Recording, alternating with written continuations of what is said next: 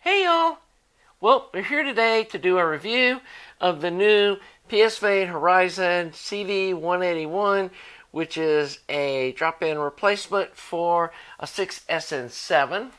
Now, do want to clarify, the new old stock CV181 has a higher heater current than a 6SN7, and you can't just drop in replace those in an amp without ensuring that the amp has the power transformer capacity to deal with the higher current amperage stuff of the heaters of those new old stock tubes. But all of these current versions, like Skunkie made some, like here the CV181-Zs, they're all rated with the same heaters as a 6SN7, so you can just drop them in. So, let me kind of go over the process that I went through in evaluating the sonic signature of these tubes. I've switched to using these Horizon 300B tubes in my 300B amp. And I wanted to test them with these tubes. I still like the Skunkie Treasure, the black-coated 300B-Z tubes for certain types of music. They're a little more mellow, but I felt like, hey, if we're going to do these Horizon driver tubes, let's pair them with these Horizon 300B tubes. Because like I said, these Horizon tubes have a little sharper sound signature than the Treasure 300B-Zs or the other 300B tubes that I've listened to. So I was kind of wondering what happens when you start stacking up this kind of sharpness or crispness that this Horizon tube has with a driver and an output tube that have the same characteristics. And so I went through my stack of old favorites of that type of driver tube.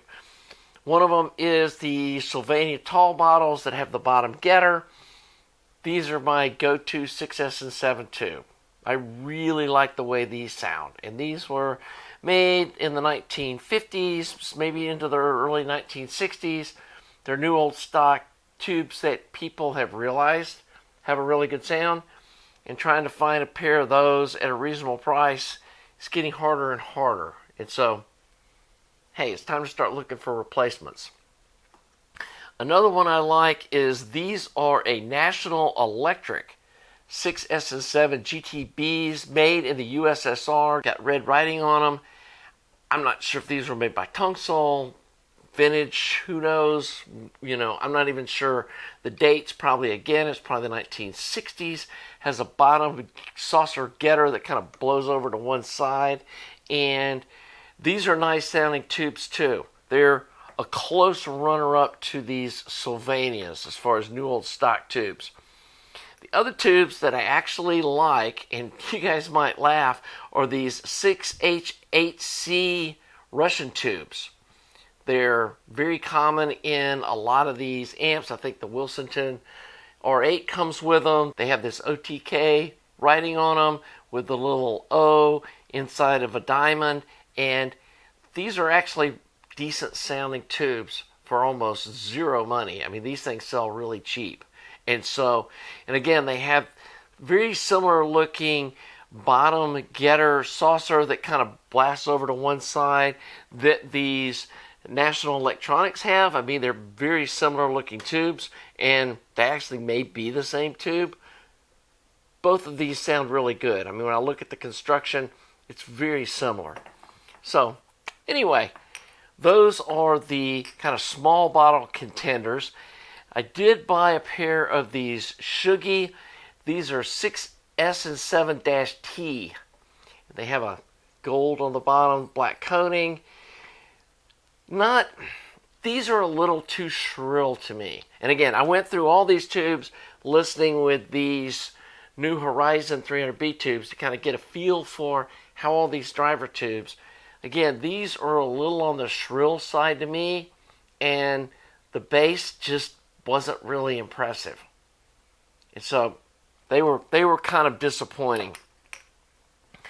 The other that I've tried are these CV181-Z tubes, and while they look really cool and they have a very even presentation, they're a little on the muddy side to me.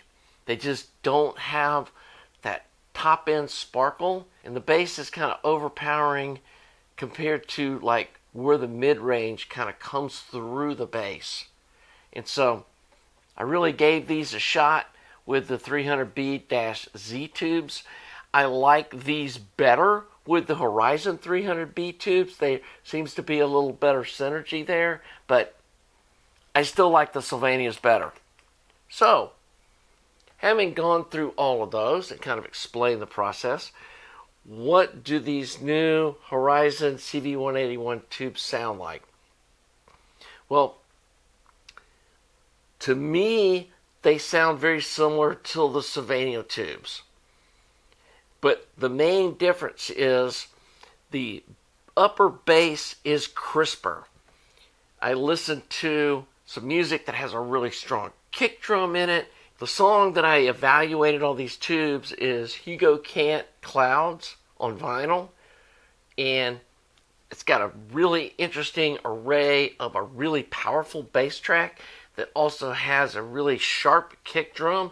And I know from listening to my KT120 tubes that kick drum is really sharp, and a lot of amps kind of smear that over. And unfortunately, most of these tubes kind of have that effect. So I dropped in these Horizon CV181s, put about 4 hours on them. I know some people say tubes need several hundred hours. I feel like within an hour or so they've burned in where they're going to give you their sonic signature or whatever their sound is going to be. It may drift a little bit, but you're going to hear what the tube sounds like. And what I heard was it brought that sharp upper bass that my KT120 has to this 300B amp that these other tubes just didn't have. And the bass is nice and smooth. It doesn't have like muddiness to it. But the mid-range can come through that bass track without being too forward. And that's one of the main differences between these tubes and the Sylvanias. The Sylvanias, the vocals are a little forward, and if there's any shrillness in the music track, it kind of bumps the ceiling of getting into fatiguing. Doesn't quite get there, but it's like, ooh, you know, kind of gets that little close to the edge, you might say. These don't go there, but still allow like the flute track in that song to penetrate the bass and come up to the front when it's supposed to. But then when the part of the flute track that's supposed to be kind of more of a background, it lets that happen. So it doesn't bring the mid-range too forward. The other thing that I heard from these is detail and some top-end sparkle that I'd never heard in that track before. And so that was nice. So this may end up being my new set of tubes for this amp. And you can't deny these things look awesome. This Coke bottle shape mirrors the 300B tubes. It's kind of like they're a perfect match. They match the little gold trim, just, you know, not that that's, you know, the whole reason for them to being in the amp, but I think they look awesome in this amp. And hey, part of the reason we enjoy tube stuff is just because it looks cool. At least to me it is. And so these are really a good looking set of tubes. And if you've got a 300B amp that uses 6S and 7 tubes on the front end, I'd give these a try. One of the reasons that I picked this amp instead of the R8 is A, it's got a limited number of tubes. With the R8, you've got a 6S7, a 6SL7, and 4 KT88 tubes. It's push-pull. It does have some negative feedback, and so it's a little harder to hear the difference of what one pair of tubes makes. Where in this amp, you've got the driver tube, the output tube, 0 negative feedback, and a single-ended amp, and so it really highlights the difference that the tube brings to the table. So we are going to be doing the 6SL7 in a future video. The only amp that I have that uses a 6SL7 is the R8. So we'll be playing with these and the Horizon 6SL7 in that amp soon. I'm probably going to wait because I've got a pair of ISO Tango push-pull transformers coming for my R8. So I'm probably going to wait till I upgrade the amp and really get it dialed in so that we can evaluate what the tube changes sound like more effectively. So anyway, that kind of wraps up this video. Hope you've enjoyed this. If you enjoy my content, please subscribe to the channel. Please like the video. You can find a link below to these tubes.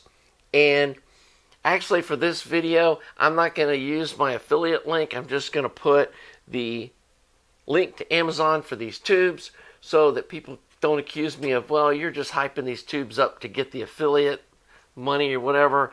Yeah, it's just going to be a straight up Amazon link. So just want to be transparent there. They did give me these tubes to evaluate, so I want to be upfront about that, but it's not like, I want to make it clear that I'm not benefiting financially from you going and trying these tubes. And if you do buy these and you like them, you'd like to make a donation at my site for the information, that's cool. But like I said, for this video, I've had people in the past accuse me of hyping stuff for the affiliate links, and it's not worth the few bucks that I get off of them for that. So anyway, hope you enjoyed this, and until the next video, have a nice day.